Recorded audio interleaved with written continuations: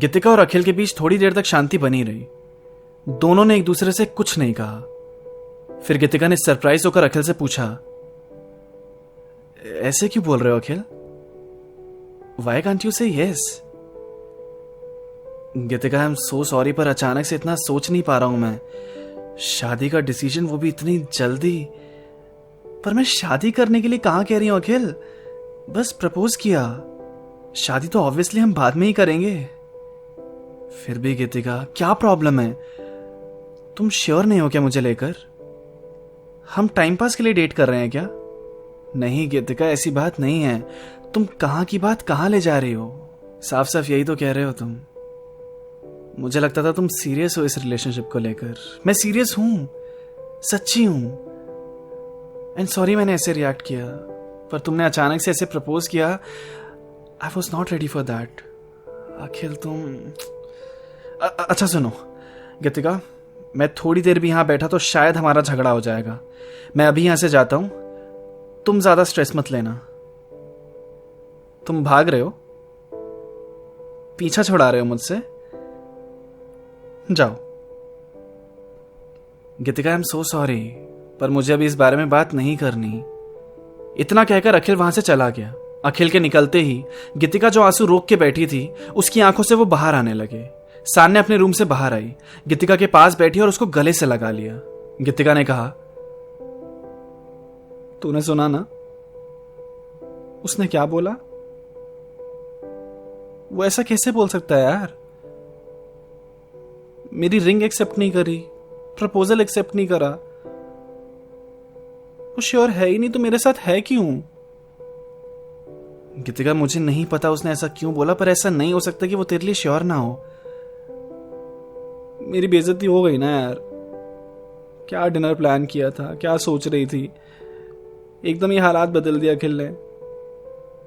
मैं कुछ ज्यादा ही अटैच हो चुकी हूं उससे, और शायद वो मुझसे इतना नहीं है। तभी तो पूरी बात किए बिना ही भाग गया। हो सकता है वो उस मोमेंट में इतना कुछ प्रोसेस ना कर पाया हो। तू इतना मत सोच। पर क्या मतलब होता है यार इसका? I can't say yes. यार सब ठीक हो जाएगा, और हो सकता है उसे झटका सा लग गया हो ऐसे तेरी बात सुनकर। वो जब नॉर्मल होगा तो खुद आ जाएगा तुझसे बात करने। तेरा रिलेशनशिप बहुत स्ट्रांग है गीतिका, ऐसे परेशान मत हो। रात को सोने से पहले सान्या ने अखिल को टेक्स्ट किया, हाय अखिल। गीतिका अभी सोई, पर मुझे ये बात परेशान कर रही है कि तुमने गीतिका के प्रपोजल पे ऐसे क्यों रिएक्ट किया। उसने बताया मुझे। अखिल का रिप्लाई आया, यार सान्या, मुझे खुद बड़ा अजीब लग रहा है कि मैंने ऐसे रिएक्ट क्यों किया, पर मैं डर गया था ऐसे अचानक शादी का सुन के। अभी बहुत फ्री सा है सब कुछ, मैं फालतू प्रेशर नहीं लेना चाहता यार अभी। तो तुम गीतिका को लेकर श्योर नहीं हो? I am 100% sure about Geetika. I love her, but शादी का ख्याल मुझे हमेशा से ही डरावना लगा है, क्योंकि वो फिर बस हम दोनों की बात नहीं है ना, उसमें फैमिलीज इन्वॉल्व होती हैं। तो मतलब तुम शादी कभी करने ही नहीं वाले हो? देखो, मुझे रस्म रिवाज अच्छे नहीं लगते, बट मुझे पता है मुझे गीतिका के साथ ही रहना है। जैसे हम अभी हैं वैसे पूरी जिंदगी नहीं हो सकते क्या? कितना फन है इस लाइफ में। अखिल, एक टाइम के बाद तो सेटल होना पड़ेगा ना। मैरिज एक अलग एक्सपीरियंस होगा, और शायद 2 साल बाद तुम्हारी ये थिंकिंग चेंज हो जाए। गीतिका इज डायमंड अखिल, उसे खोना मत। सोचना इस बारे में, और जब तुम्हारा माइंड क्लियर हो जाए और जो भी तुम्हें लगे तो आके बात कर लेना गीतिका से। ऐसे रिश्ते नसीब वालों को मिलते हैं। सान्या का टेक्स्ट पढ़ने के बाद अखिल ने अपना फोन साइड में रखा और बहुत सारी बातें सोचने लगा। अगली सुबह गीतिका ने ऑफिस से लीव ले ली। आज वो घर पे रहकर ही वक्त गुजारना चाहती थी। सान्या से भी ज्यादा बात नहीं की उसने। सुबह से दोपहर तक का टाइम उसका एक किताब पढ़ने में ही निकला। सान्या का वर्क फ्रॉम होम चल रहा था, पर गीतिका के दिमाग से अखिल की कही हुई बातें निकल नहीं रही थी। तो दिन में जब सान्या और गीतिका खाने बैठे तो गीतिका ने सान्या से पूछा, अखिल से ब्रेकअप हो जाएगा क्या मेरा? मैंने दूर कर दिया क्या उसे? ऐसा कुछ नहीं हुआ है, अभी बात कर लेना तुम लोग ढंग से, कर लेना सब कुछ सॉर्ट। जैसा चल रहा था चलने देना चाहिए था, गलती कर दी मैंने। तू इतना ओवरथिंक मत कर गीतिका, कैसे ना सोचूं यार। कल रात से अखिल का ना ही कॉल आया ना ही कोई मैसेज।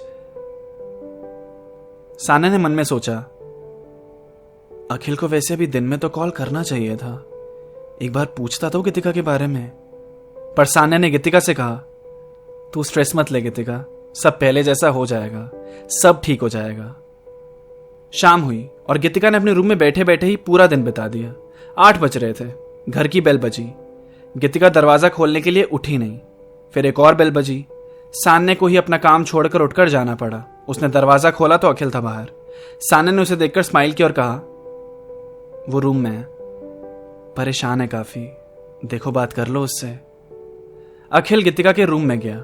गीतिका ने अखिल को देखा पर कुछ कहा नहीं। अखिल उसके पास जाकर बैठ गया और उससे कहा, अब बात करें क्या कल के बारे में? गीतिका ने कुछ नहीं बोला। अखिल ने कहा, सॉरी यार, आई नो तुम्हें अजीब लगा होगा, तुमने इतना सब प्लान किया था, सब बेकार कर दिया मैंने। सच कहूं गीतिका तो मैं घबरा गया था शादी का नाम सुनकर, पर फिर रात को जब मैंने अकेले में सोचा तो मुझे खुद लगा कि वो रिएक्शन कितना वियर्ड था मेरा।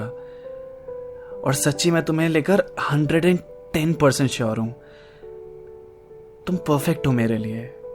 और अब बड़ी हिम्मत से मैं एक चीज करने वाला हूं एंड आई होप अब तुम मना नहीं करोगी। अखिल बिस्तर से नीचे उतरा और जमीन पे एक घुटने पे बैठ गया।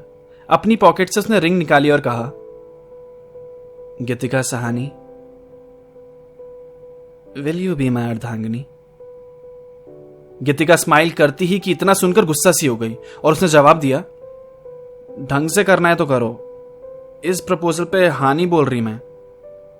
रूम के दरवाजे पे खड़ी सान्या और वहां बैठा अखिल दोनों हंसने लगे। फिर अखिल ने कहा, यार इतना सोच कर आया था मैं कि सहानी से क्या राइम करेगा, और तुम्हें है कि मेरा इनोवेटिव प्रपोजल पसंद ही नहीं आया।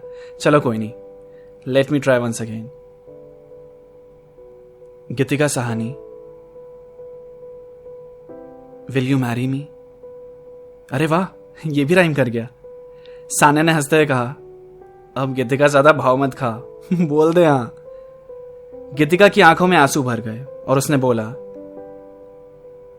मेरी तरफ से तो कब से हाँ है, आओ इधर। फिर अखिल और गीतिका ने एक दूसरे को हक किया। सान्या खड़ी उन दोनों को देखकर दूर से ही मुस्कुरा रही थी। गीतिका और अखिल की हैप्पी एंडिंग किस्मत ने आखिर करवा ही दी। एक हफ्ते बाद सान्या अपने घर के लिए निकल रही थी, अपनी मम्मी के पास जाने के लिए। गीतिका और अखिल ने उसे बस स्टेशन ड्रॉप किया। उधर पहुंचकर उन्हें पता चला कि बस ट्रैफिक में है, थोड़ी देरी से आएगी। अखिल और गीतिका ज्यादा देर तक वेट नहीं कर सकते थे क्योंकि उन दोनों को ही ऑफिस जाना था। सान्या एक जगह बेंच पे बैठी हुई आते जाते लोगों को देख रही थी। वहीं उसने देखा कि एक लड़का लोगों से पूछ रहा था, एक्सक्यूज मी, 3042 बस नंबर इधर ही आने वाली है? मैं ड्राइवर से कांटेक्ट नहीं कर पा रहा, टाइम यही था, बट कंफर्म करना है कि चली तो नहीं गई। वो लड़का परेशान था काफी। सान्या ने मन में सोचा, 3042 तो मेरी बस का नंबर है, इसको बता दूं क्या कि लेट है बस, घूम रहा है तब से इधर उधर। वो उठकर उस लड़के के पास गई और उसने उससे कहा, हाय, आप 3042 बस के बारे में पूछ रहे हो? वहां से जवाब आया, हाँ, आपके पास ड्राइवर का नंबर है, पता है आपको स्टेटस? उसने अपने फोन में अपनी टिकट सान्या को दिखाते हुए बोला। सान्या ने उसकी टिकट देखकर कहा, हाँ मेरी भी यही बस है, ड्राइवर से बात हो गई मेरी, थोड़ी देर में आएगी बस। ओह थैंक गॉड, मुझे लगा मैंने मिस कर दी। Thank you. Oh I am Sanya. Thank you Sanya. और आप? मैं ऋषभ। उसका नाम सुनते ही सान्या के दिमाग में घंटियां बजी। सान्या ने उससे कहा, ओह हेलो ऋषभ। और फिर मन में मुस्कुराते हुए अपने ही मन में उसने बोला, वो एस्ट्रोलॉजर सही था क्या? तो ये थी टोटल अजनबी से टोटल लवर्स की कहानी। आई होप आपको पसंद आई हो। मुझे जरूर बताना कि आपने कौन सा पार्ट, कौन सा सीजन सबसे ज्यादा एंजॉय किया और सबसे ज्यादा पसंद आपको कौन आया, गीतिका, अखिल या सान्या। इसे अपने दोस्तों के साथ शेयर करना मत भूलना और मुझे इंस्टाग्राम पे फॉलो कर लो @abhash19। यूट्यूब पे चैनल सब्सक्राइब कर दो rhyme attacks and keep listening stories with Abhash Jha.